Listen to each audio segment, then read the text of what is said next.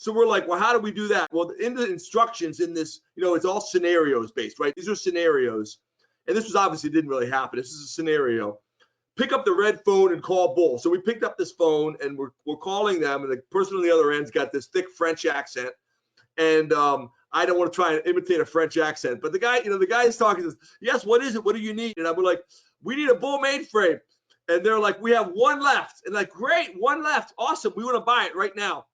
And we know what it costs. It's worth about $12 million. We'll give you $12 million for this Bull mainframe.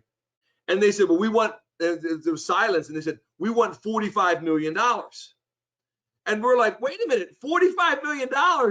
We know it's only worth $12 million. They're like, no, this is the last one. We have 4 other customers that want this Bull mainframe. We want $45 million. This was in 2006. And I remember putting my hand over the phone and telling everybody, they want $45 million. And everyone in the room was like all upset. This big room full of people and computers, and we're all, responding. And so we negotiated with them for the next 10 minutes. We ended up deciding like $23 million. We negotiated, we bought it. And this was all, a fictional exercise, right? This is where it gets interesting, Bikash. So the next day, at the end of the exercise, there's always what we call a hot wash. A hot wash is where you go through the activities of the week. What went well? What went wrong? What could you do better? What did you learn? What were lessons learned? How can you prepare in the future based on these scenarios that happened?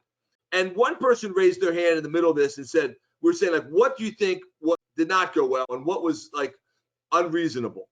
And one of our experts who became a very, well, I'm not going to name the person but it became a global CSO, very, very famous now, person, does cyber all over the world, said, Dan, that whole thing with the Bull mainframe, that would never happen. No one would ever extort money using cybersecurity. This was, and somebody yelled, yeah, it was kind of like we were being held for ransom. And somebody else said, yeah, ransomware, almost mocking, like laughing about this. This could never happen. This is a pipe dream. It's just never, we're going to drive, we'll take a plane to Pluto or something. This is just far-fetched. The funny thing was, Bikash, we look back at that now and we see ransomware became like the #1 story in cyber like threats. It became in 2019 for sure, but even back in 2013, it started getting big. 2014, 2015, 2019, I think it was, for me, it was the top story in state and local governments in the USA.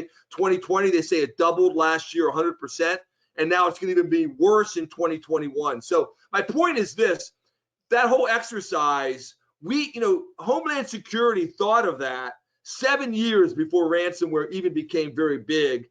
And then even 15 years before, it's like the #1 story. So my message to the people listening and to people watching us is you can learn a lot in these scenarios. You can think through things and even think through what might come next. And who knows, you may even be predicting what's going to happen 5 years from now in cybersecurity, because the bad guys are always looking for new ways to get into our networks, new ways to make money, new ways to extort money. And so we saw that way before ransomware became popular. Great, that's very interesting, Dan. So Dan, let's consider a scenario like this, that suppose we have to do a tabletop exercise. Sure. For an enterprise. Can you give a kind of playbook for conducting tabletop cyber crisis drill? So you can start with who are the folks who should be in the room? How long should it be? What should be the structure? What are some best practices? What are some do's and don'ts? So building a kind of high-level structured framework for conducting cyber crisis drill for enterprise. How would you approach that? Great question. So I've been a part of many of those, both within government and now in the private sector, working with in the U.S. It's with InfraGard, with federal agencies, with U.S. State agencies and others. So first of all, obviously there are different types of tabletops. I'm going to talk about one that really, for example, in Michigan would be a whole of government approach, which really needs to involve the top executive. So whether it's government, but whether it's the private sector, like you said, if it's a large enterprise, you need to really have the decision makers, the board members, and or the top, if you're in agencies, if you have different departments, those big decision makers need to be there because they need to really understand, what happens when you have a ransomware attack? What happens when you have, you're hacked or you have a data breach? What are the steps you need to go through? So the first thing I would say is around that table at a high level, you need to have the business executives included.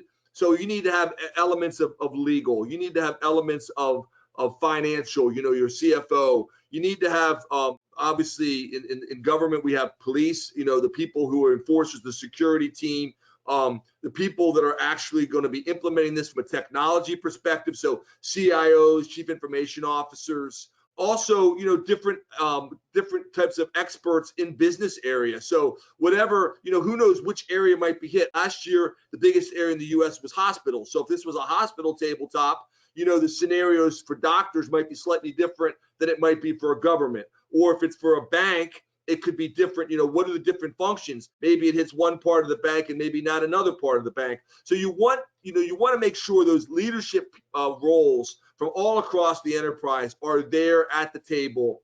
And that's really important, getting them involved. The other thing is you want to make sure that as you're putting together your scenarios, and I would just recommend, go to, in the USA, I don't know, other parts of the world as well. I know the UK and USA very well, but NIST is a great place to go.